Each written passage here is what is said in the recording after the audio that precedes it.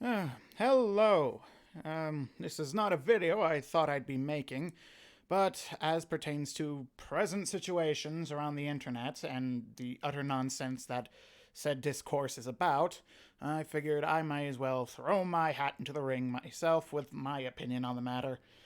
But seeing as there is little that hasn't already been said by a louder and more well-known voices than me, I kind of just wanted to bring up my point of view on the matter. And this is all, of course, started from the recently released Hogwarts Legacy. But, anywho, the discourse revolving around whether or not one's purchasing habits make them as bad or worse than the creator of whatever product is being purchased, or that said purchase acts as an endorsement or encouragement of whatever views said creator may possess, has been argued to death.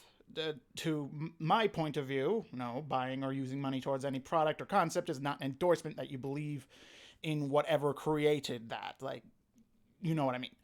Yet, that is not the entire point of this video. The point of this video is in relation to those who believe that should any of your money go towards or be used to purchase something that isn't morally righteous and upstanding, that you support the cruel methods used to create them, or the creator's views, whatever they may be. As the catalyst of this recent outbreak of people who believe they are morally in the right to belittle, insult, harass, and threaten any and all who do not adhere to their current worldview, has been the recently released Hogwarts Legacy, as I mentioned before, based off of the IP of J.K. Rowling.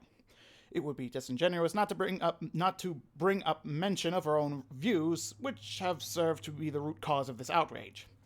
JKR possesses her own views on the trans community, and that is all I shall say on the matter, as I do not wish to drag on and on about what others have covered in more detail than what this video would allow. Her views, however, are inextricably tied to Hogwarts Legacy due to how closely tied the IP of the Wizarding World she is. Any who find offense with what she has said and what she believes are entirely within their rights to not buy Hogwarts Legacy, and they are also within their rights to suggest that others do the same. The issue herein arises in that many have not simply suggested that others not purchase the game. Many, or at least an inordinately loud minority, have demanded that others not buy it. Demanded. Utilizing such arguments that any purchasing or streaming of said game are active endorsements of JKR's views and beliefs, this argument, however, is illegitimate, as it is less of an argument and more of an attempt to use guilt by association to convince others to be on the right side. Once again, to reiterate, the purchasing of a product is not an endorsement or encouragement of the means or beliefs used to create said product. No one who owns a phone is endorsing the horrid conditions often found and employed to create said phone. In the modern landscape we live in, it is a sad but nevertheless true statement that it is almost, if not entirely, impossible to consume anything ethically. Suffering is generated regardless of how hard you may try to avoid it. Yet, this is not the only means that those who wish to boycott Hogwarts Legacy use to achieve their ends. When it was made clear that attempting to convince people that getting the game made them a bad person wasn't working, they moved to other means to get what they wanted. I must preface this before I continue. I have pre-ordered, played, and very much enjoyed Hogwarts Legacy. That is all I shall say for now, as a proper view of the game will come soon. And this is just focused around the chaos that happened around it. Those who chose to boycott the game have repeatedly said that the game itself will assist in the genocide of those who are trans. I myself find this entirely insane. Believing that a video game in any way will kill someone in reality is beyond foolish, and once again, the argument only serves as guilt by association. In a world where trans people are having to deal with real-life laws that may very well lead to their deaths, the belief that one singular video game is more worth one's ire and contempt is beyond idiotic.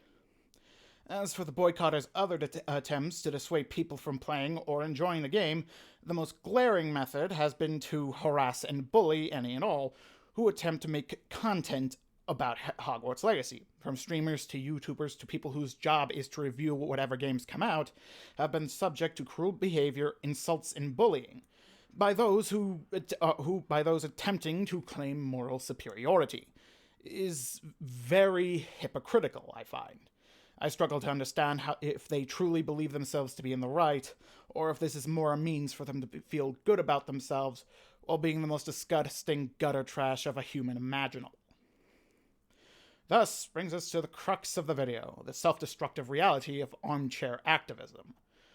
In the age of the internet we live in, activism takes form in countless different ways. Some are seen in a better light than others. Boycotts are one form of activism that often does not amount to much. Not to say they have all failed, it's not the most successful form of activism. Along with its less than stellar success rate, it is also the easiest, yet often the most difficult to truly achieve. On paper, a boycott is simply the mass refusal to purchase or use a product. Be it a specific thing such as a soda, applesauce, or in this case a video game, a boycott is meant to show the public's dissatisfaction with something related to the product being boycotted, usually the company or the person behind said product. In practice, however, the story is found to be much different.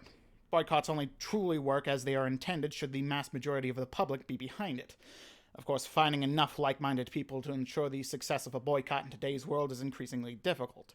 As such, the boycotts are done to be effective, and aren't done to be effective, and more to prove a point regardless of success, or more often than not, to feed into the boycotter's ego. Boycotting smaller, more insubstantial things such as video games or a specific type of food or clothing is easy. You can easily live without such minor things. It's the boycotts of larger, more substantial things in which such protests often fall apart. You can say you're going to boycott unethically sourced products, but how would you do so? How much would you be willing to pay? You can say you're going to boycott large abuse of corporations, but in practice, where would you go? Of course, there are smaller, local shops that likely have something related to what you need, but that is where the primary issue arises. Convenience. Many who claim the moral high ground do so in the most convenient way for themselves. It's easy to boycott something you had no intention of getting anyway. It's hard when it starts to inconvenience you. The people who seek to boycott Hogwarts Legacy have chosen the path of least resistance, complaining, harassing, bullying, and insulting via the anonymity of the internet. It costs them nothing to do so, and allows them to claim that they are a good person doing good things, all while doing the most reprehensible of actions, all in the name of being on the right side. Ultimately, nothing can be said or done to convince such people that they are in the wrong. It will only force them further into the hole they've dug themselves. What is done as a consequence of their actions is the eroding of goodwill towards the cause they claim to be championing. To claim any and all who enjoy Hogwarts Legacy are trans-hating bigots, forming websites designed to name and harass anyone who streams the game, these sorts of actions may result in turning would-be allies into those at best indifferent to your cause and at worst actively hostile against. Of course, I say this under the belief that many who do partake in the harassment truly believe in the cause that this is all tangentially about, and not simply the lowest rungs of society latching on to a cause in order to have an outlet to be the worst form of human being. In a world where tragedy occurs nearly daily, it is my firm belief that there are better hills to die on than trying to convince others that playing a video game will make them a bigot. That's purely my point of view on the matter, and ultimately what I have to say is really completely pointless. Everyone is welcome to their own opinions, even if said opinions lead them to hating and mocking and insulting others. Ultimately, it's nothing I can really do but put my voice out there and hope someone at least has the will to engage me in conversation. I always like to talk with people, and, well, that's all I can really say on the matter. I hope anyone watching is, well, a little more reasonable than many of the people that this little ruckus has brought to light. And I hope anyone watching is having a wonderful day, and I will see you next time. Goodbye.